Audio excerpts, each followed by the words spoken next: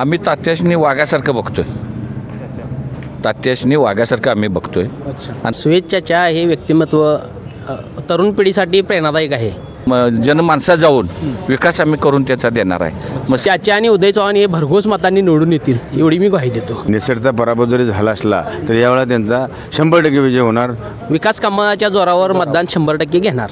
सर्वसामान्य माणसात मिसळणारा एक नेता म्हणून त्यांची सुरेश पाटलांची एक ओळख आहे. आता यूथ मतदान जे वाढलेलं आहे ते सर्व काही चाच्यांच्याच बाजूने. गर्जनमध्ये चाचा हा एक नंबर कॅन्डिडेट असेल. सर्वसामान्य माणसाचं मतदान हे सौरभसिंह पवार पाटील यांनाच पडेल, त्यात काही शंका नाही. 7 तारखेला निकाल काय असेल असं वाटतं? काय सुमित चाचा नक्की नक्की नक्की. आणि अण्णांच्या मुलांच्या पाठीमागे अगदी खंबीर आहे, म्हणजे खंबीर आहे. सोडोली खालसा जिल्हा परिषद मतदारसंघाअंतर्गत नव्यानं जी गावं समावेश झालेली आहेत, म्हणजे कांडगावपासून देवाळे हळदीपर्यंत कांडगावपर्यंत त्या गावातील काही ग्रामस्थ आपल्यासोबत आहेत. तुमचं गाव पहिल्यांदा या सोडोली खालसामध्ये नव्हतं. आता परत मतदारसंघ बदललेला. चाचांना या ठिकाणी शिवसेनेकडून उमेदवार मिळाल्या. बरोबर. कसं बघताय इकडे?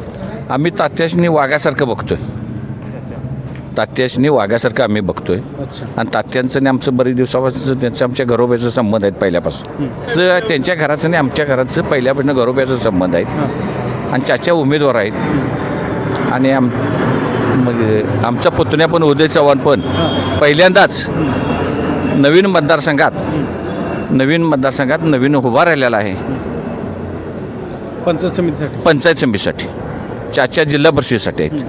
साधारण या अगोदर काय कामं, आता अजून काय नवीन अपेक्षित कामं आहेत आपल्या मतदारसंघाचा विकास कसा? आम्ही आता प्रत्येक म्हणजे 9 गावातनी जे काय विकास करायचा आहे त्या विकासासाठी जाऊन तिथं आम्ही त्या गावातनी जाऊन माहिती घेऊन त्या गावाकरता काय काय करायला लागतं ते करून आम्ही तिथं म्हणजे जनमानसात जाऊन विकास आम्ही करून त्याचा देणार आहे. मग श्रावणबाळ असेल किंवा गावातली गटर असतील किंवा रस्ता असतील यासाठी आम्ही तिथं जाणार आहे, त्यांची माहिती वगैरे घ्यायला सगळं करायला. अच्छा, काय सांगाल एकंदरीत पहिल्यांदा चाचा या निवडणुकीला म्हणजे नवीन मतदारसंघात सामोरं जात आहेत? सुयेश चाचा हे व्यक्तिमत्व तरुण पिढीसाठी प्रेरणादायक आहे. कारण सुयेश पाटील चाचांनी ह्याच्या पाठीमागं पण जिल्हा परिषद एक लढवली होती. त्यात त्यांना थोडक्या मतात अपयश आलं. त्यानंतर आमच्या भोगावती कारखान्याच्या ह्याच्यामध्ये धैर्यशील पाटलांच्या ह्याच्यामध्ये पॅनलमध्ये पण ते आघाडी होते. त्यानंतर कॉलेजची निवडणूक आली, त्यामध्ये पण आघाडीवरच राहिलेत. परंतु थोडक्या मतात त्यांचा पराभव होत राहिला. परंतु हा पराभव आत्ता ह्या तरुण पिढी निश्चित भरून काढतील आणि सुयेश चाचांना भरघोस मताने निवडून देतील. याचबरोबर आमच्या गावचे युवा नेते उदय चव्हाण सडोली पंचायत समितीसाठी उभारलेले आहेत. उदय चव्हाण यांचं कामाचा धडाका एवढा आहे की कांडगावमध्ये तुम्ही येऊन बघा, कुठल्या गलीतले रस्ते, गटर्स कुठे आणि विधवा महिलांची पेन्शन असून दे, वयोवृद्धांची पेन्शन असून दे, सगळ्यांच्या पेन्शन आमच्या गावात नाही म्हटलं तर 450-500 पेन्शन आहेत. महिन्याला एवढे पैसे येतात आमच्या गावात. तर हे सर्व उदय चव्हाण यांच्या मार्गदर्शनाखाली झालेलं आहे. चाचा आणि उदय चव्हाण हे भरघोस मतांनी निवडून येतील एवढी मी ग्वाही देतो. तुम्ही मला बोलता की मागचा पराभवाचं आता काहीतरी विजयामध्ये रूपांतर होईल. 100% होणार. मातब्बरांच्या विरोधात चर्चा आहेत. मातबगार जरी असलेत तर घराणेशाहीची मातबगार आहे. ह्यांना लोक कंटाळल्यात, तरुण पिढी तर कंटाळलेली आहे. कारण जुन्या लोकांचे त्यांचे संबंध वेगळे होते. आता तरुणांना काय पाठीमागच्या संबंधाची घेणं देणं नसतंय. आता नवीनांना नवीनच उमेदवार लागतोय आणि घराणेशाही आता चालणार नाही. नवीनच नवीन उमेदवारांना नवीन युवा मतदार 100% न्याय देणार आणि संधी देणार. काय वार आहे तुमच्या भागात? तर सध्याच्या स्थितीला जर बघितले तर युवा तरुण पोरी 2 जे उभा आहेत, शिवचाच्या म्हणा जिल्हा परिषद मतदारसंघातून किंवा पंचायत मतदारसंघातून आमचे नेते उदय चव्हाण म्हणा, त्यांच्या कामाची कारकिर्दी जर बघितली तर अतिशय उत्तुंग भरारीच्या पद्धतीने धडाने काम करणारी 2 पोरं आहेत ती. आणि आता गेल्या वेळेला भलं 2-3 तास त्यांनी बऱ्यापैकी आता इलेक्शन लढवल्या, बऱ्यापैकी निसर्गचा पराभव जरी झाला असला तर यावेळेला त्यांचा 100% विजय होणार. दोन्ही माणसं कामाची आहेत, कार्य करणारी माणसं आहेत, भागातनं प्रसिद्ध आहेत. त्यामुळे त्यांच्यावर काही अडचण नाही. आम्ही जरी त्यांच्याविषयी सिनियर जरी असलो तर त्यांच्या पाठीशी आम्ही 20 वर्ष आज काम करणारी माणसं आहे. आमची पाठोपाठची पोरं आहेत ती आता आमच्याबरोबर त्यांच्या पाठीशी सगळे आहेत. गावात तसं बघितलं 70-80% मतदान घेणारी दोन्ही उमेदवार आमचे चांगलेच आहेत. गावात आपलं मतदान किती आहे साधारण? 28-29 कितीपर्यंत जाईल? शिवसेनेला मतदान शिवसेनेला. आता आमचा गट जो आहे किंवा आम्ही आता उद्या चव्हाणचा चुलत भाऊच आहे, आमच्याबद्दल आम्ही भरपूर सांगतोय, पण आणि तशी परिस्थिती पण आहे, त्यामुळे काय अडचण येणार नाही. बऱ्यापैकी आम्ही कांडगावमध्ये मतदान घेणार. म्हणजे कसं आहे, गाव लेवलनं बऱ्यापैकी होईल मतदान. विकास कामाच्या जोरावर मतदान 100% घेणार. शेवटी मातबकार उमेदवार तिकडे पण आहे, परंतु शेवटी गावातला विकास करणारा नेता प्रत्येकजण बघणार आणि 100% उदय चव्हाण मतदान घेणार. सडोली खालसा जिल्हा परिषद मतदारसंघांतर्गत येणारे गर्जन एक गाव आहे, त्या गावातील ग्रामस्थ आणि सुमित पाटील यांचे समर्थक आपल्यासोबत आहेत.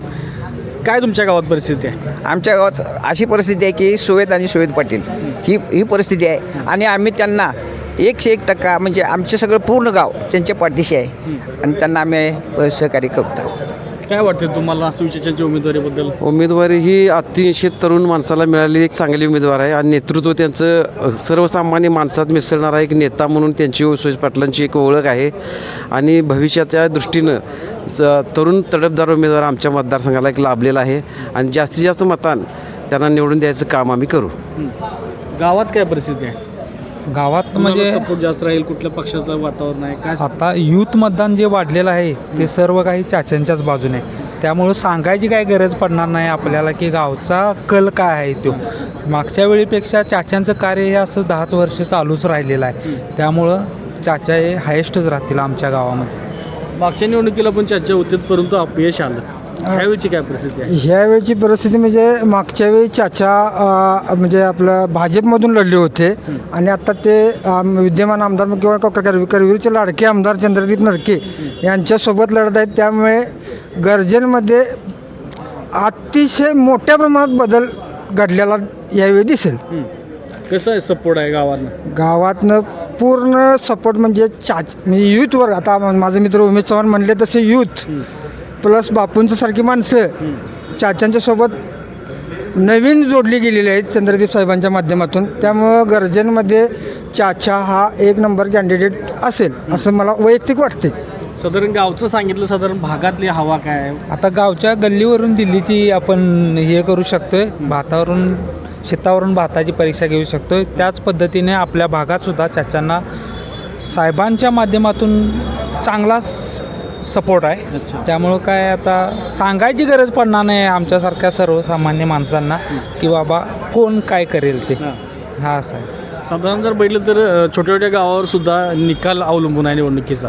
तसं तुमचं गाव जरी छोटं असेल तरी एखादी निर्णायक भूमिका ठरू शकते. निर्णायक भूमिका जर म्हटलं तर आता राजकीय वसाहत शिवसेना भाजप आता केंद्रात राज्यात सरकार आहे, त्याप्रमाणे शिंदेसाहेबांनी चांगल्या बऱ्याच योजना ह्या सर्वसामान्य माणसासाठी चालू केलेल्या आहेत. ती लाडकी बहीण असो किंवा अनेक योजना त्यांनी राबवल्या आहेत. त्याचा विचार घेता शिवसेनेला चांगल्या प्रकारचा प्रतिसाद या मतदारसंघामध्ये मिळणार आहे.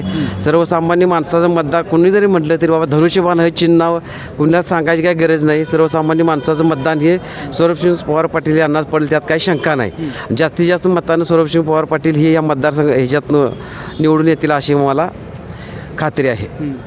बरोबर. चाचा धनुष्यबाणावरती लढत आहेत. हां, शिवसेनेचे आमदार धनुष्यबाणावरती नरके साहेब आहेत. हो. त्यांच्या कामाचा काय इम्पॅक्ट होईल चाचांच्या कामावर? चाच्यांच्या कामावर 101% काम चांगलं होणार आहे. विद्यमान आमदार असलेल्या कारणानं चाच्यांना काही म्हणजे पूर्ण सगळं सहकार्य होणार आहे. आमची सगळी टीम सगळी चाच्यांच्या पाठीमागे राहणार आहे आणि चाचा योग्य रीतीने येतील असा आम्हाला माझा अंदाज आहे. साधारण जर बघितलं तर जिल्हा परिषदेची निवडणूक सुरू आहे. तुम्हाला काय वाटतं की निवडणूक ही कोणत्या मुद्द्यावर व्हायला पाहिजे? निवडणूक ही माणूस बघून व्हायला पाहिजे, त्यांचं काम बघून ही निवडणूक झाली पाहिजे असं आम्हाला वाटतं. आता मग माणूस म्हणून जर आपल्याला शोधायचा असेल तर कुठला माणूस तुमच्या सडोलीमध्ये? आता आमच्या सोडलीत आमच्या नरके साहेबांच्या हेतूनं ज्यांनी काम केलं म्हणजे सुमित पाटील सोडलीचे आपले चाचा, ते माणूस आम्हाला म्हणजे भारी वाटतं. सुविचारांच्याबद्दल काय सांगू शकाल?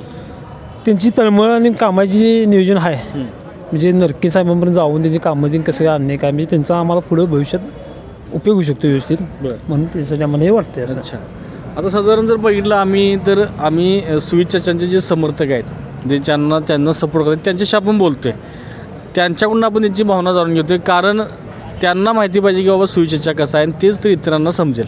सुविचाराबद्दल कसं सांगा? सुमित चाचा आपल्या म्हणजे स्पष्टपणे आपले मतभेद मांडतात किंवा त्यांच्या अडचणी समजून घेतात. आपली काही अडचण आहे ते त्यांनी सोडवण्याचा प्रयत्न करतात. या बाबतीत चाचांचं आम्हाला पडतं.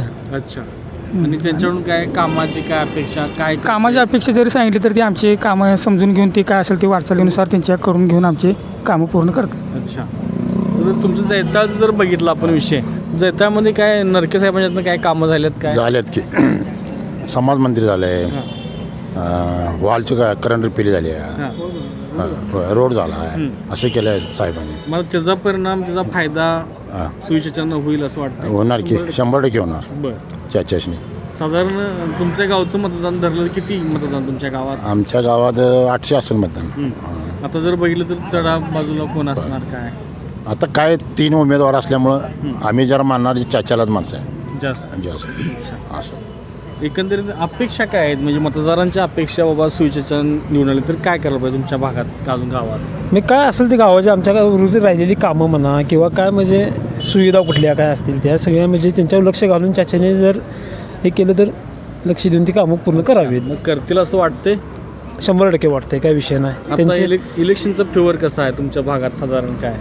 भागात आता प्रिव्हर म्हणजे हाय बऱ्यापैकी एक साईडला सगळं एक मतदान असल्यासारखं आहे, काय विषय नाही आहे. त्यामुळं गावाच्या फायद्यासाठी ते आम्हाला ते करायला लागते असा विषय. सुविचारच्या याच्या अगोदर पण मागच्या इलेक्शनला उभारले होते त्यावेळी त्यांना अपयश आलंय. आत्ताची परिस्थितीत काय बदल आहे? आत्ताची परिस्थिती असा बदल आहे की ते नरके साहेबांच्या सपोर्टमुळे आणि नरके म्हणजे एक गट असल्यामुळे त्यांचा 100% फायदा होऊ शकतो, काय विषय नाही. 7 तारखेला निकाल काय असेल असं वाटतं? काय सुमित चाचा नक्की नक्की नक्की.